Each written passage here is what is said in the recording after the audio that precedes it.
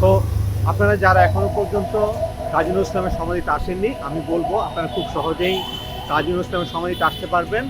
এখানে যে বিভিন্ন ধরনের বাচ্চাদের ক্যাট আপনারা পেয়ে যাবেন, বিভিন্ন ছবির খেলনা আপনারা পেয়ে যাবেন এখান থেকে।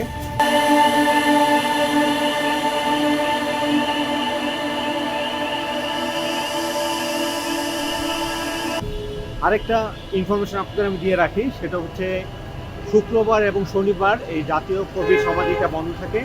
আপনারা এই 2 দিন এখানে আসতে পারবেন না, কারণ এই 2 দিন হচ্ছে অফ ডে।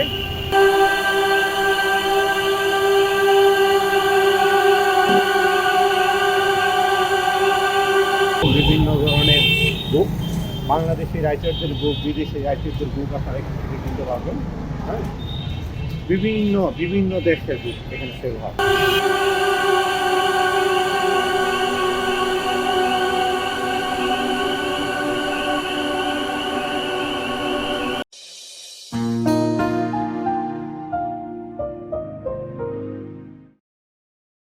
হ্যালো বন্ধুরা, আজকে আমরা যাচ্ছি কবি নজরুলের সমাধিতে। আমরা আজকে আপনাদের দেখাবো কবি নজরুলের সমাধিটা কোথায়। কবি নজরুল সম্বন্ধে যদি বলতে হয় তাহলে অনেক কিছু বলতে হয়, তবে আমি প্রথমে যেটা বলতে তা হচ্ছে কবি নজরুলের স্কুল জীবন শুরু হয়েছিল সাধারণ পরিবেশে। স্কুলের গণ্ডি পার হওয়ার আগেই 1917 খ্রিস্টাব্দে তিনি ব্রিটিশ ভারতীয় সেনাবাহিনীতে যোগ দিয়েছিলেন। মুসলিম পরিবারের সন্তান এবং শৈশব ইসলামী শিক্ষার দীক্ষিত হয়েও তিনি বড় হয়েছিলেন একটি ধর্মনিরপেক্ষ সত্তা নিয়ে। একই সঙ্গে তার মধ্যে বিকশিত হয়েছিল একটি বিদ্রোহী সত্তা। 1922 খ্রিস্টাব্দে ব্রিটিশ সরকার তাকে রাজদ্রোহিতার অপরাধে কারাবন্দী করেছিল। তিনি ব্রিটিশ সাম্রাজ্যের অধীন অবিভক্ত ভারতের বিদ্রোহী কবি হিসেবে পরিচিত হয়েছিলেন। নজরুল 4000 গানের সুর ও সঙ্গীত, 3টি উপন্যাস ও 19টি ছোট গল্প এবং 5টি প্রবন্ধ রচনা করেছিলেন।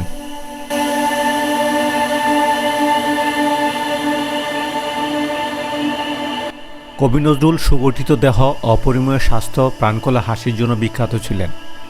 1942 খ্রিস্টাব্দে তিনি মারাত্মক স্নায়বিক অসুস্থতায় আক্রান্ত হয়ে পড়লে আকস্মিকভাবে তার সকল সক্রিয়তার অবসান হয়।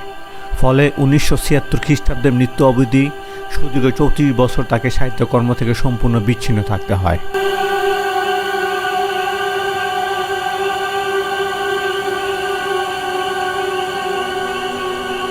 বাংলাদেশ সরকারের প্রয়োজনায় 1972 খ্রিস্টাব্দে তাকে সপরিবারে কলকাতা থেকে ঢাকা স্থানান্তর করা হয়। 1975 সালে ঢাকা বিশ্ববিদ্যালয় বাংলা সাহিত্য ও সংস্কৃতিতে অসামান্য অবদানের জন্য তাকে সম্মানসূচক দিল্লির ডিগ্রিতে ভূষিত করে। বন্ধুরা, আপনারা অনেকেই জানেন না, 1976 সালে কবি নজরুলকে বাংলাদেশের জাতীয়তা প্রদান করা হয়।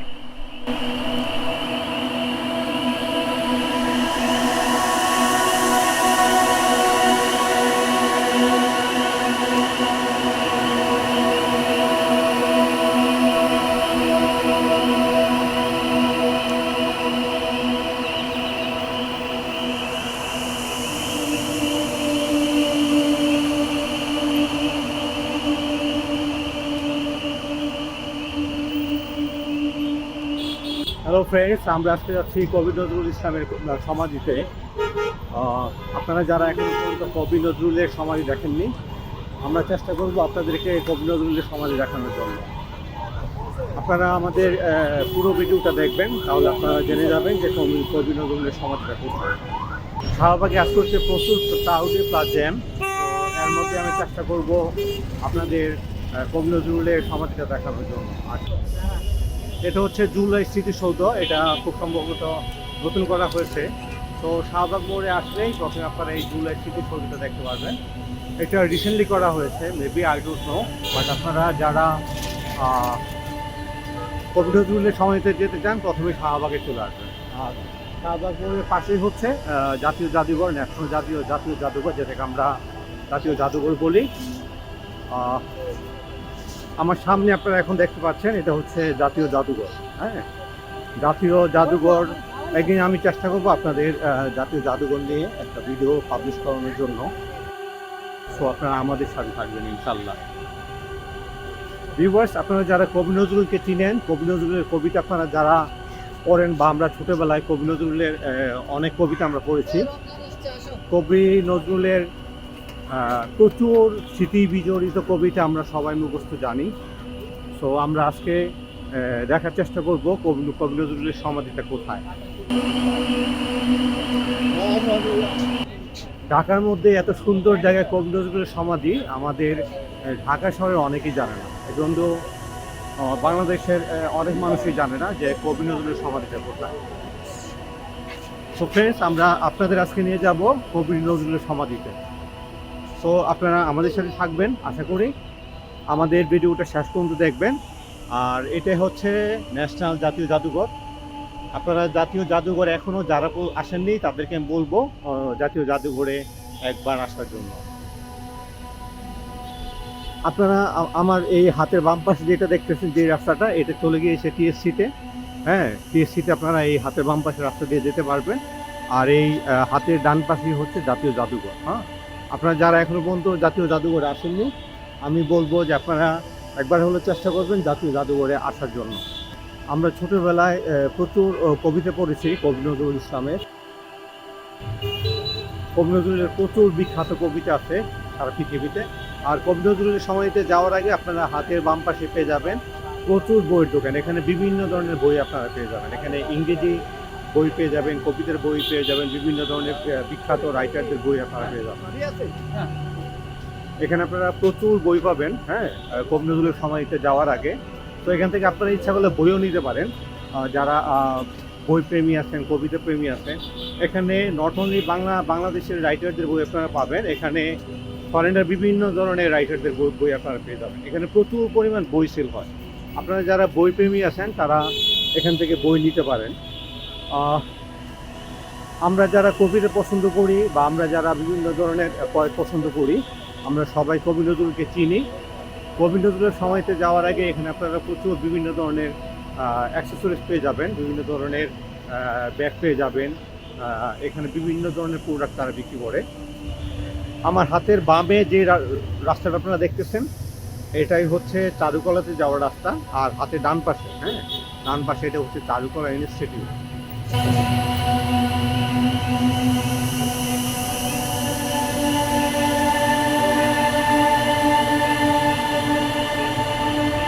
হাতে ডান পাশে যে টিএসসি থেকে গাড়িগুলো আসতেছে, এগুলো যাবে শাহবাগে। এদিকে হচ্ছে শাহবাগ। আর এদিকে যদি যান তাহলে আপনারা টিএসসিতে পেয়ে যাবেন। আমার হাতের ডান পাশে যেটা দেখতেছেন, এটাই হচ্ছে চারুকলা ইনস্টিটিউট। আমরা চারুকলা ইনস্টিটিউট থেকে আরেকটু এগিয়ে যাচ্ছি। এখানে প্রচুর চুড়ি সেল করা হচ্ছে, বিভিন্ন ডিজাইনের, বিভিন্ন কালারের, বিভিন্ন সাইজের, বিভিন্ন বয়সী মানুষের চুড়ি সেল করা হচ্ছে।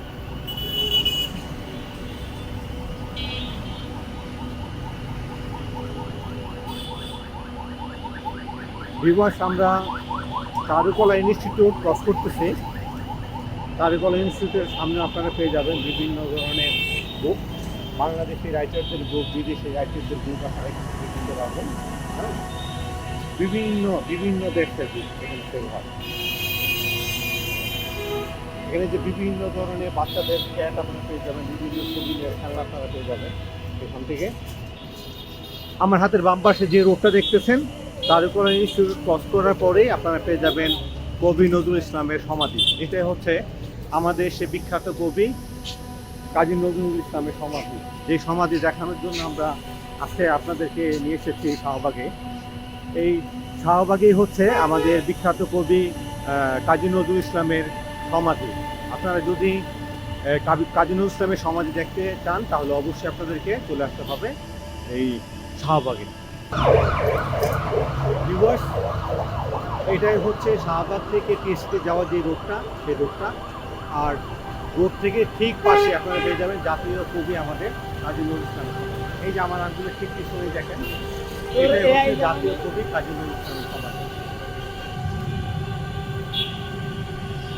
ভিউয়ার্স, এটাই হচ্ছে, এই যে আমি আস্তে আস্তে জুম করতেছি, এটাই হচ্ছে আমাদের জাতীয় কবি কাজী নজরুল ইসলামের সমাধি। আপনারা যারা জানেন না যে কাজী নজরুল ইসলামের সমাধিটা কোথায়, তারা একদিন ঘুরে আসতে পারেন আমাদের জাতীয় কবি কাজী নজরুল ইসলামের সমাধিতে। এখানে চারদিকে প্রচুর গাছপালা আছে, চারদিকে প্রচুর গাছপালা এখানে।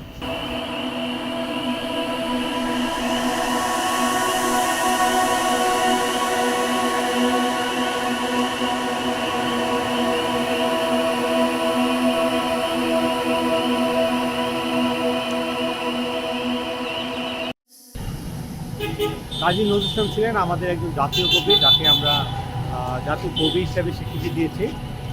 আমি আপনাদের বলবো, অবশ্যই যারা কখনো জাতীয় কবি সমাধিতে আসেননি, একদিন সময় করে অবশ্যই জাতীয় কবির সমাধিতে আসবেন, তাহলে আপনাদেরকে ভালো লাগবে।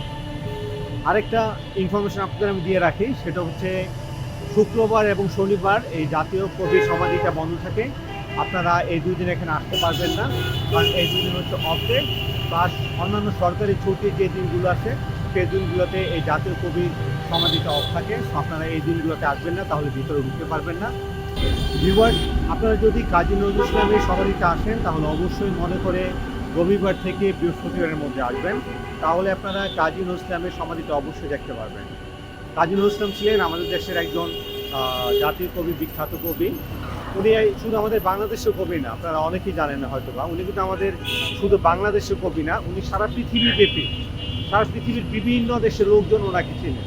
তো আপনি ইউকেতে যাবেন, ইউকেতেও কাজী নজরুল ইসলামের বই আছে বিভিন্ন লাইব্রেরিতে। আপনি আমেরিকাতে যাবেন, সেখানে আমাদের কাজী নজরুল ইসলামের বিভিন্ন ধরনের বই আছে। তো আপনারা যারা মনে করেন যে কাজী নজরুল ইসলাম শুধু বাংলাদেশের কবি ছিল, এটা আপনাদের ভুল ধারণা।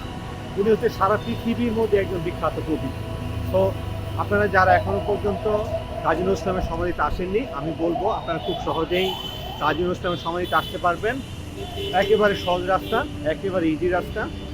প্রথমে আপনারা শাহবাগ চলে আসবেন, শাহবাগ থেকে আপনারা পেয়ে যাবেন জাতীয় জাদুঘর, জাতীয় জাদুঘরে পেয়ে যাবেন কারুকলা ইনস্টিটিউট, কারুকলা ইনস্টিটিউটের পরে হচ্ছে কাজী নজরুল ইসলামের সমাধি।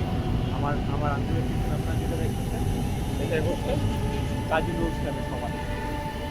ভিউয়ার্স, আমাদের জাতীয় কবি কাজী নজরুল ইসলাম 1999 সালে 24শে মে জন্মগ্রহণ করেছিলেন ভারতের চুরুলিয়াতে। আর আমাদের জাতীয় কবি মৃত্যুবরণ করেন 29 আগস্ট 1976 সালে ঢাকাতে। আমরা ছোটোবেলাতে জাতীয় কবির অনেক কবিতা পড়েছি, অনেক গল্প পড়েছি। আমরা যারা প্রাইমারি স্কুলে পড়েছি, হাই স্কুলে পড়েছি, আমরা আমাদের জাতীয় কবির অনেক গল্প, অনেক কবিতা আমরা মুখস্থ করেছি। তো আমাদের জাতীয় কবি শুধু আমাদের দেশের জাতীয় কবি না, আপনারা অনেকেই জানেন না সেটা। আমাদের জাতীয় কবি হচ্ছে সারা পৃথিবীর একজন পপুলার একজন কবি। আপনারা আমাদের জাতীয় কবির বই ইউকের লাইব্রেরিতে পাবেন, আমেরিকার লাইব্রেরিতে পাবেন। পৃথিবীর বিখ্যাত যত লাইব্রেরি আছে সেই সমস্ত লাইব্রেরিতে আমাদের জাতীয় কবির বই আপনারা পেয়ে যাচ্ছেন। বন্ধুরা, আপনাদের আরেকটি ইনফরমেশন দিয়ে রাখি, সেটা হচ্ছে এখানে শুধু আমাদের জাতীয় কবি কাজী নজরুল ইসলামের সমাধি না, এখানে আরও একজন বিখ্যাত ব্যক্তির সমাধি আছে। সেটা হচ্ছে, আপনারা অনেকেই ওনাকে চিনেন, উনি হচ্ছেন আমাদের শিল্পাচার্য জয়নুল আবেদিন। শিল্পাচার্য জয়নুল আবেদিনের যে অবদান আমাদের বাংলাদেশে, তা আপনারা অনেকেই জানেন, সবাই জানেন। সো আমি শিল্পাচার্য জয়নুল আবেদিনের ব্যাপারে আর বিস্তারিত কিছু বলতে চাই না, বাট আমি এটাই বলবো যে এখানে শিল্পাচার্য জয়নুল আবেদিনকেও সমাধি করা হয়েছে। সো আপনারা যারা কবি নজরুলের সমাধি দেখতে আসবেন, তারা সবাই শিল্পাচার্য জয়নুল আবেদিনের সমাধিও দেখতে পারবেন। সো আমি বলবো আপনারা একদিনে সেখানে ঘুরে যাবেন। শিল্পাচার্য জয়নুল আবেদিন জন্মগ্রহণ করেছিলেন 29শে ডিসেম্বর 1914 সালে। আর আপনারা জানেন শিল্পাচার্য জয়নুল আবেদিন মৃত্যুবরণ করেছিলেন 1976 সালের 28শে মে। শিল্পাচার্য জয়নুল আবেদিন ছিলেন বিংশ শতাব্দীর একজন বিখ্যাত চিত্রশিল্পী। পূর্ববঙ্গে তথা বাংলাদেশের চিত্রশিল্প বিষয়ক শিক্ষার প্রসারে আমৃত প্রচেষ্টার জন্য তিনি শিল্পাচার্য উপাধি লাভ করেন। তার বিখ্যাত চিত্রকর্মের মধ্যে রয়েছে দুর্ভিক্ষ, চিত্রমালা, গুনটানা, মইটানা, ম্যাডোনা 43, সংগ্রাম, সাঁওতাল রমণী, ঝড়, কাক, বিদ্রোহী ইত্যাদি। 1970 খ্রিস্টাব্দে গ্রাম বাংলার উৎসব নিয়ে আঁকেন তার বিখ্যাত 65 ফুট দীর্ঘ ছবি। বন্ধুরা, আপনারা সবাই জানেন, খুব ছোটোবেলা থেকে শিল্পাচার্য জয়নুল আবেদিন ছবি আঁকতে পছন্দ করতেন। পাখির বাসা, পাখি, মাছ, গরু, ছাগল, ফুল, ফল একে মা বাবাকে দেখাতেন। ছোটোবেলা থেকে শিল্পকলার প্রতি তার গভীর আগ্রহ ছিল। বন্ধুরা, আপনাদের সবাইকে অসংখ্য ধন্যবাদ আমার এই ভিডিও দেখার জন্য। আর আমার এই ভিডিও দেখে যদি ভালো লাগে তাহলে অবশ্যই লাইক করে দেবেন, শেয়ার করে দিবেন, আর অবশ্যই সাবস্ক্রাইব করে দিবেন। আপনারা যত বেশি লাইক করবেন, যত বেশি শেয়ার করবেন, যত বেশি সাবস্ক্রাইব করবেন, তাহলে আমি আরও বেশি উৎসাহিত হব নতুন নতুন ভিডিও তৈরি করার জন্য।